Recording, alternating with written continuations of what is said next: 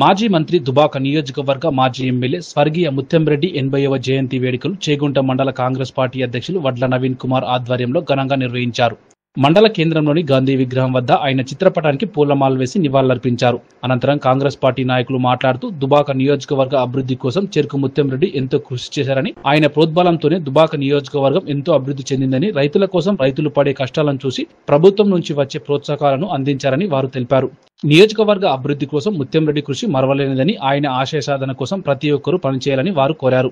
ఈ కార్యక్రమంలో కాంగ్రెస్ పార్టీ మండల అధ్యక్షులు వడ్ల నవీన్ కుమార్, ఉపాధ్యక్షులు మాసైపేట శ్రీనివాస్, అయితే పరంజ్యోతి, రాజాగౌడ్, నదీం, శ్రీకాంత్, భాస్కర్, వివిధ సంఘాల నాయకులు, యువజన కాంగ్రెస్ నాయకులు తదితరులు పాల్గొన్నారు.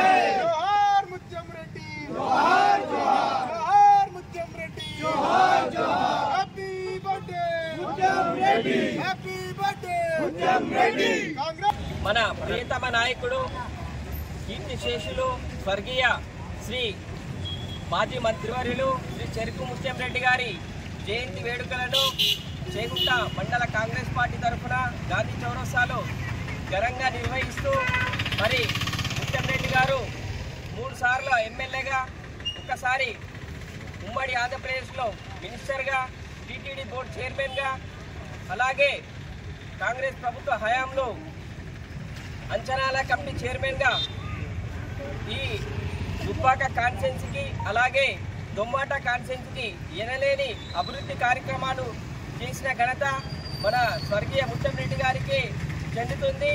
ఎవరి పేరు చెప్తే అభివృద్ధి ఉరకలెక్కుతుందో ఆ పేరే చెరుకు ముత్యంరెడ్డి.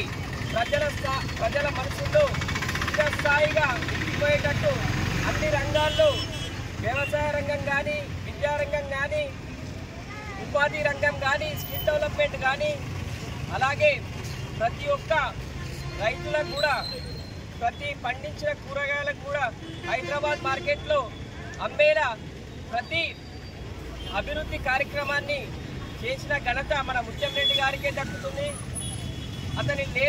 ముత్యంరెడ్డి గారు లేని లోటు మరవలేని తీరని లోటుగా ఉంది. కాబట్టి సార్ చేసిన అభివృద్ధి కార్యక్రమాలను మేము స్మరించుకుంటూ అతనికి జయంతి శుభాకాంక్షలు తెలియజేస్తూ,